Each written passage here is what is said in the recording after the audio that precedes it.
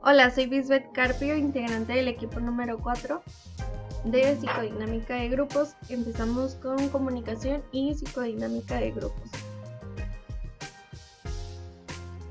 Ok, ¿qué es la comunicación? El término comunicación procede del latín comunicare, que significa hacer a otro partícipe de lo que uno tiene. Es la acción de comunicar o comunicarse. Se entiende como un proceso en el que se transmite y recibe una información. Esta es una actividad psíquica propia derivada del pensamiento, el lenguaje y del desenvolvimiento de las capacidades psicosociales de relaciones. Por lo tanto, existen una serie de elementos que hacen posible dicho proceso. Tiene que tener un emisor, que es el que emite el mensaje, un receptor, que es el que recibe dicho mensaje, el mensaje es el que se transmite por un canal de comunicación y este a su vez tiene un código y, por último y no menos importante, el contexto donde se lleva a cabo dicho proceso. Ok, entramos a comunicación. ¿Qué es comunicación grupal? Bueno, esto se refiere a los mensajes que intercambian miembros de un grupo.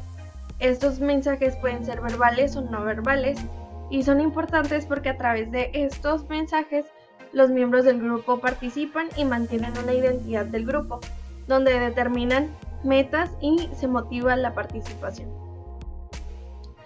Y esta también, a su vez, en este grupo se toman decisiones para manejar conflictos y construyen la relación que es necesaria para mantener al grupo en marcha en circunstancias difíciles.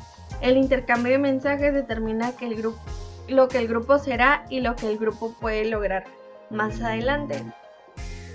Hola, mi nombre es Zaira Vera y vamos a proseguir con los factores del proceso de comunicación grupal.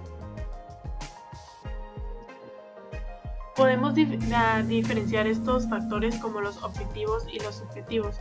Empezando por los objetivos, podemos identificar la intensidad del estímulo y este hace referencia a todos los elementos que el expositor va a utilizar para captar la atención de su público, ya sean medios audiovisuales, objetos, letreros, lo que sea que él utilice para llamar la atención. Y en caso de utilizar los medios audiovisuales hay que tener en cuenta el color y el contraste, que son los siguientes dos puntos. Que la letra sea visible con un color llamativo y que el fondo pues sea claro y la letra oscura o viceversa, ¿no? Cuidar los detalles estéticos de las representaciones visuales. También cabe mencionar la novedad.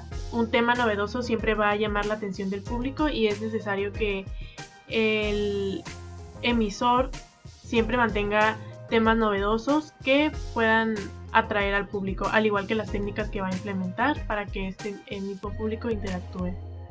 También tenemos la sorpresa, que va muy de la mano con la novedad, que a la hora del emisor dar su discurso, que tenga variaciones en el tono de voz, que no todo sea una secuencia lineal, es decir, que haya sorpresa, que haya cosas inesperadas que puedan captar la atención del público. También que la estructura de su discurso sea lógica, que el discurso sea lógico para que no se distraiga el público, y esto va de la mano con la redundancia, que el mensaje que va a expresar sea claro y que no deambule en las ideas. Y pues por último tenemos el contexto. Este pues hace referencia a el lugar donde se está dando donde se va a expresar el tema. Y pues un ejemplo del contexto puede ser que tal vez si yo voy a ir a dar una plática sobre prevención del alcohol y consumo, el alcohol principalmente, y por la tarde va a haber una fiesta escolar, en el caso de ir como a una escuela, donde va a haber ese tipo de sustancias, probablemente mi plática o lo que yo voy a comunicar sea irrelevante. Y pasando por los factores subjetivos, pues tenemos el repertorio principalmente, que hace referencia a toda la influencia que el sujeto ya tiene sobre el tema que se va a expresar o del que se va a hablar. También la experiencia previa, que va de la mano, es casi lo mismo el repertorio y la experiencia. y las motivaciones, o sea, que el sujeto esté interesado por el tema. También las convicciones, que es la opinión personal que el sujeto ya tiene sobre el tema. Los perjuicios y estereotipos.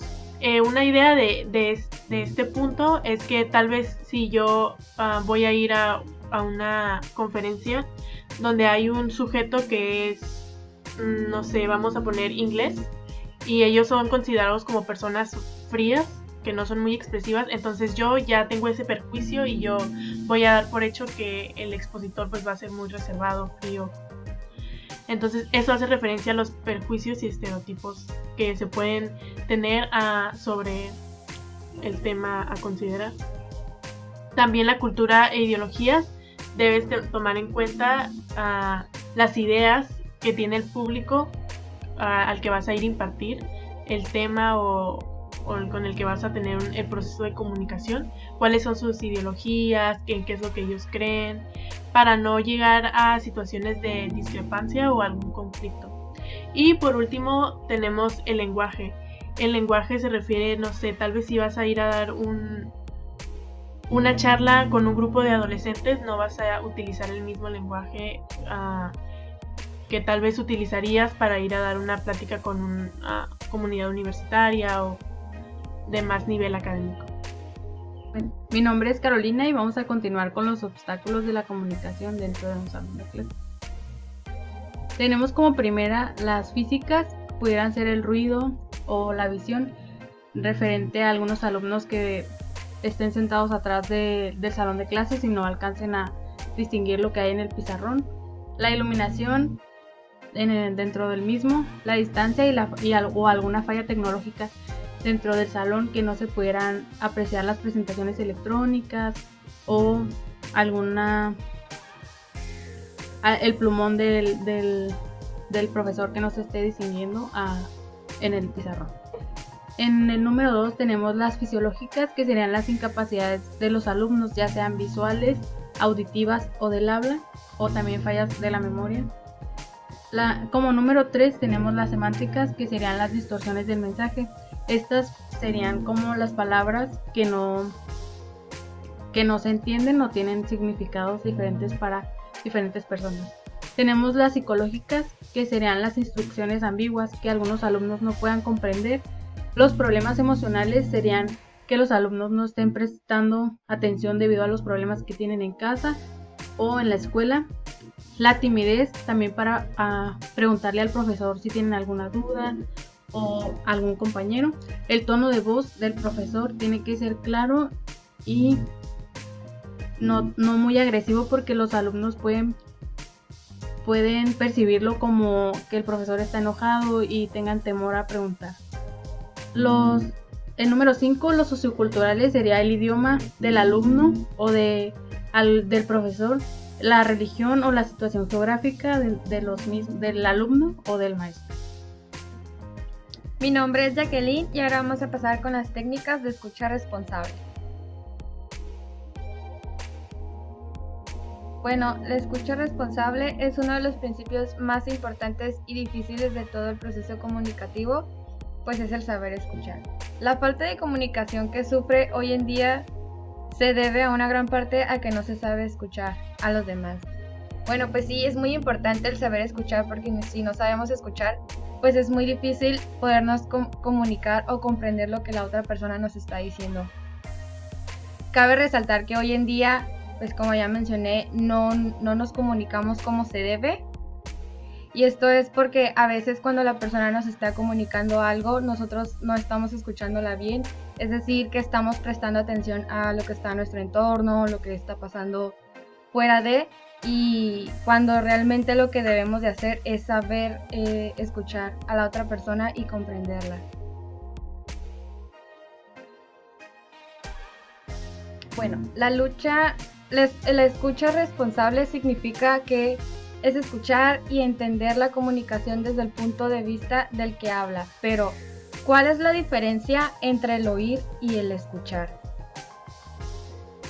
Bueno, el oír es percibir vibraciones de sonidos, y el escuchar es, como ya mencioné, el saber entender lo que la otra persona nos está diciendo, nos está compartiendo, nos está explicando y pues también el comprenderla. Mi nombre es Gabriela y vamos a continuar con las técnicas de escucha responsable. El objetivo de estas pues principalmente es estimular la comunicación entre los participantes y romper la unidireccionalidad de la comunicación, es decir, que no solamente haya un receptor, sino que la comunicación se comparte entre ambos.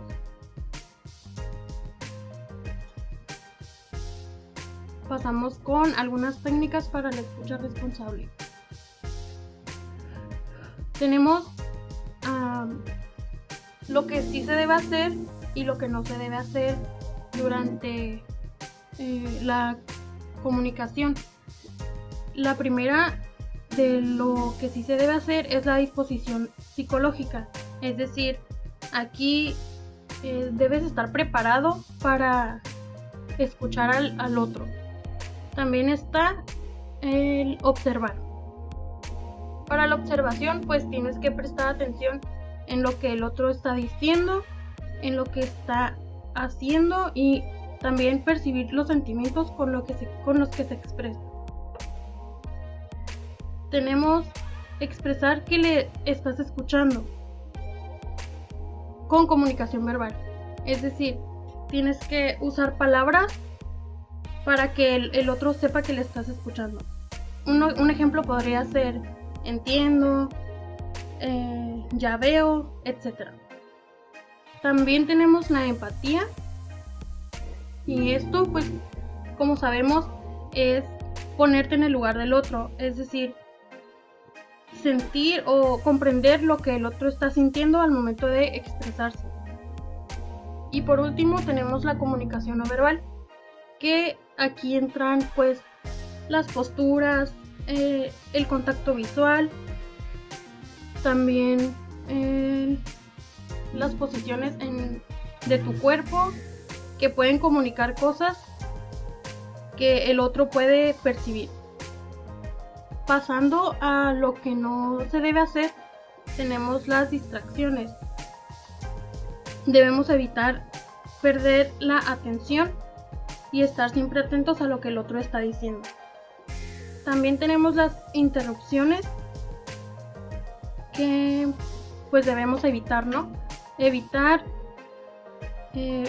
pues interrumpir y que el otro no termine de decir lo que quiere expresar. También debemos evitar rechazar o minusvalorar lo que está sintiendo. Es decir, no debemos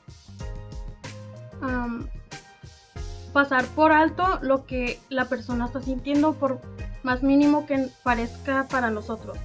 Por último, tenemos dar soluciones prematuras. Es decir, debemos dejar que la persona termine de hablar y en vez de dar soluciones, tratar de que la persona se sienta comprendida.